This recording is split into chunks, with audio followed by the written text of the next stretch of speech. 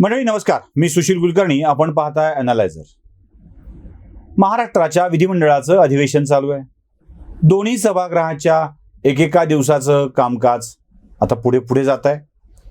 यात बऱ्याच रंजक गोष्टी घडत आहेत. खास करून 2-3 गोष्टींची चर्चा अधिक झालेली आहे. त्यातल्या 2 गोष्टींवरती आपण बोलणार आहोत. एक स्वतंत्र विषय आहे बोलण्याचा. 2 विषय असे आहेत की एक विधान परिषदेमधला एक विषय आहे. नीलम गोरे ज्या उपसभापती आहेत विधान परिषदेच्या, त्यांचे आणि गुलाबराव पाटलांच्या मध्ये झालेला संवाद, तो एक मीडियाच्या मध्ये खूप जोरदार चर्चेला आला. आणि दुसरा आहे विरोधी पक्षनेते अजित पवारांची प्रश्न आणि त्या प्रश्नावर आरोग्यमंत्री राहिलेल्या तानाजी सावंतांची उडाली भंबेरी, जो मीडियामध्ये बातम्याच्या स्वरूपामध्ये आलेला आहे. या 2 विषयावर आपल्याला प्रामुख्यानं बोलायचं आहे. दोन्ही सभागृहातले एक एक विषय आहेत. नीलम गोरेंनी गुलाबराव पाटलांना कसं झापलं, गुलाबराव पाटलांना कसं गप्प बसवलं, रसभरीत बातम्या सगळ्या माध्यमांनी दिलेल्या आहेत. आणि त्यासोबत अजित पवारांनी तानाजी सावंतांची कशी गोची केली, त्यांची कशी भंबेरी उडाली, ते कसे अस्वस्थ झाले, या आशयाच्याही बातम्या माध्यमांच्या मधून आलेल्या आहेत. दोन्ही घटना तपशीलवार आणि क्रमाक्रमानं आपण बघूया. पहिल्यांदा बघूया विधान परिषदेतील घटना, कारण ते वरचं सभागृह आहे. विधान परिषदेत काय घडलं, नीलम गोरे काय बोलल्या, ते जरा आपण ऐकूया. आणि गुलाबरावजी पाटील, मी आपल्याला वारंवार ताकीद दिली, विनंती केली, तरी तुम्ही ताकीद काय खरं नसतं ताबडतोब. हे कुठली पद्धत आहे सभागृहामध्ये वागायची? विरोधी पक्षनेते या ठिकाणी बोलले की एक मंत्री दादागिरी करत होता. मी त्या कॅबिनेट मधला सभासद त्यावेळेस होतो. परत परत सभापती सांगतात ही कुठली पद्धत आहे का? चौकार उभ्यात कुठली तरी मंत्री आहेत, काय झालं? मंत्री तुमच्या गाडी खाली बसा. पाहिलं, नीलम गोरे गुलाबराव पाटलांच्या मध्ये मध्ये बोलण्याला टोकत होत्या. आता गुलाबराव पाटील मध्ये मध्ये का बोलत होते? विषय वेगळ्या मंत्रालयाचा होता, तरीही पाटील मध्ये बोलत होते. हे का घडत होतं? तर विधान परिषदेच्या विरोधी पक्षनेत्यांच्याकडून, म्हणजे अंबादास दानवे यांच्याकडून गुलाबराव पाटलांच्या संदर्भाने बोलल्या गेलं होतं. म्हणून गुलाबराव उठले आणि त्यांच्या संदर्भाने बोललेल्या विषयाचा खुलासा ते आपल्या स्टाईलनं करू लागले. अर्थात योगायोगाची गोष्ट अशी आहे की तेही त्याच ठाकरी संस्कारातून आलेले मंत्री आहेत आणि दानवे देखील त्याच ठाकरी संस्कारातून आलेले मंत्री आहेत. एकाच पक्षाचे मंत्री आणि एकाच पक्षाचा विरोधी पक्षनेता हे पहिल्यांदा बघायला मिळालेलं आहे. आता यात जेव्हा नीलम गोरे बोलू लागल्या तेव्हा या सगळ्या वाक्यातलं मला एक वाक्य खूप महत्वाचं वाटलं. ते मी तुम्हाला तेवढंच 1-2 वेळेला पुन्हा पुन्हा ऐकवतोय, ऐका. मंत्री आहेत, काय झालं? मंत्री तुमच्या गाडी मंत्री आहेत, काय झालं? मंत्री तुमच्या गाडी मंत्री आहेत, काय झालं? मंत्री तुमच्या गाडी खाली बसा. हे सभागृह आहे. ऐकलत? नीलम गोरे म्हणतायत मंत्री असाल घरचे. विधान परिषदेच्या उपसभापती नीलम गोरे राज्याच्या मंत्र्याला म्हणतायत मंत्री असाल घरचे. नीलमताई आपल्याविषयी आत्यंतिक आदर, आपल्या पदाची प्रतिष्ठा, गरिमा, सन्मान कायम राखून बोलतोय. मंत्री खर्चा नसतो. एखादा नवरा आपल्या बायकोला लाडानं हे आमचे गृहमंत्री म्हणत असेल, तर ती बायको घरातल्या गृह खात्याचा कारभार बघत नसते.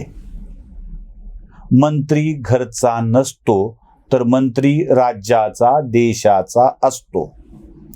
त्यामुळं उगाच असा व्यक्तिगत राग आपण काढून सभागृहाच्या आसनावर बसून या स्वरूपाचं विधान करायला नको होतं. उगाच आठवण करून देतो ताई आपल्या पदाचा, प्रतिष्ठा, सन्मान, गौरव राखून. विधानसभेचा उपसभापती जो आसनावर विराजमान असताना सभापती असतो, तो देखील कोणत्या पक्षाचा नसतो. ते पद तटस्थ, वेगळं, राजकारणापासून पृथक अशा स्वरूपाचं पद आहे. त्यामुळं जसं गुलाबराव पाटलांनी मंत्री असल्याची जाणीव सभागृहात ठेवून आपलं वर्तन ठेवणं अपेक्षित आणि अभिप्रेत आहे, तसंच वर्तन माननीय नीलम गोरे यांच्याकडून सभागृहाच्या पीठासीन अधिकारी सभापती म्हणून अपेक्षित आहे. आपला व्यक्तिगत राग, लोभ, द्वेष बाजूला ठेवला पाहिजे. मी कोणाविषयी ममत्व अथवा आकस न बाळगता हा जो शपथेतला शब्द आहे तो सगळ्यांनीच पाळला पाहिजे. नीलमताईंचं सभागृहातलं हे वाक्य शिवसेनेचा पक्षपात करणारं वाटलं आणि ते गुलाबराव पाटलांना शांत करणारं, त्यांचा विरोध करणारं वाटलं. म्हणूनच हे आपल्यासमोर मांडायचं आहे. आता जाऊया दुसऱ्या सभागृहात, कनिष्ठ सभागृहात म्हणजे विधानसभेत. तिथे अजित पवार बोलत होते आणि अजित पवार बोलताना त्यांनी एक प्रश्न विचारला. काय घडलंय नेमकं ते तुम्ही बघा. या पालघर जिल्ह्यामध्ये हत्ती रोगाचा प्रादुर्भाव रोखण्यासाठी जी यंत्रणा सरकारची कार्यरत आहे त्या यंत्रणेमध्ये सध्या किती अधिकारी आणि किती कर्मचाऱ्यांची पदं मंजूर आहेत आणि त्याच्यापैकी किती पदं ही भरलेली आहेत आणि किती पदं रिक्त आहेत. दुसरा प्रश्न, हत्ती रोगाचा प्रादुर्भाव रोखण्यासाठी उपाययोजना राबवण्यासाठी मागील वर्षभरामध्ये पालघर जिल्ह्याला किती निधी मंजूर झाला आणि त्याच्यापैकी वर्षभरात किती निधी खर्च झाला. आणि पालघरच्या बाबतीतली जी माहिती आहे आपली, ते साधारणतः एक तुम्हाला अर्ध्या तासाच्या आत मी माहिती घेऊन तुम्हाला पटलावरती ठेवतो. बघितलं, तुमच्या लक्षात आलं असेल की अजित पवारांनी प्रश्न विचारला आणि त्या प्रश्नाची माहिती त्या आरोग्यमंत्री असलेल्या तानाजी सावंतांच्याकडं त्यावेळी नव्हती. त्यामुळं पटलावर उत्तर ठेवतो असं सावंतांनी सांगून टाकलं. तानाजी सावंतांचं हे उत्तर खरं तर असं अपेक्षित नव्हतं. माध्यमातून या उत्तरानं अजित पवारांनी कशी भंबेरी उडवून दिली या अर्थाने ते मांडलं. मला तुम्हाला एक विषय सांगायचा आहे. राज्यात सत्तांतर घडलं, ती तारीख आहे 30 जून 2022. या दिवशी देवेंद्र फडणवीस आणि एकनाथ शिंदे हे राज्यात सत्तेवर आले. त्यानंतर साधारणतः 35, 36, 38 दिवस उलटल्यानंतर राज्य मंत्रिमंडळाचा विस्तार झाला. जुलैचा महिना पूर्ण गेला. ऑगस्टमध्ये राज्य मंत्रिमंडळाचा विस्तार झाला. पहिल्या आठवड्यानंतर दुसऱ्या आठवड्यात झाला आणि मंत्रिमंडळ अस्तित्वात येऊन खातेवाटप होऊन अजून आठवडाही लोटलेला नाही. या स्थितीत तानाजी सावंतांना सगळीच्या सगळी माहिती असावी असं अपेक्षित नसतं. बरं, जरी असावी असं अपेक्षित असेल तरीही अजित पवारांनी जी माहिती विचारली होती ती त्यांच्याच उपमुख्यमंत्री पदाच्या कार्यकाळात घडलेली होती. म्हणजे आपले अर्धवट सोडलेले प्रश्न नव्याने सत्तेत आलेल्या लोकांना विचारले की अडचण होईल हे अजित पवारांना चांगल्या पद्धतीनं ठाऊक होतं. आपलं जेवण झाल्यावर खरकटं राहिलेलं ताट घरात तसंच ठेवून द्यायचं आणि नंतर आलेल्या माणसाला म्हणायचं ताट खरकटं कसं राहिलं इथेच, असा हा सगळा प्रकार आहे. एखादी सासू सुनेला छळण्यासाठी ज्या मार्गाचा अवलंब करते त्या मार्गाचाच अवलंब अजित पवारांनी तानाजी सावंतांना प्रश्न विचारण्यासाठी केलेला होता.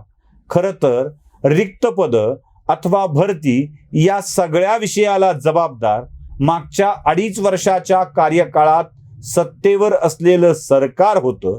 त्याची जाणीव अजित पवारांना उत्तम पद्धतीनं होती. म्हणूनच राष्ट्रवादी काँग्रेसच्या आरोग्यमंत्र्यांनी शिल्लक ठेवलेल्या कामाचा जाब आत्ता नव्याने 8 दिवसापूर्वी सत्तेवर आलेल्या आरोग्यमंत्र्यांना विचारला. त्या बिचाऱ्यांचे तर जुम्मा अभी 8 भी दिन नहीं हुए अशी अवस्था आहे.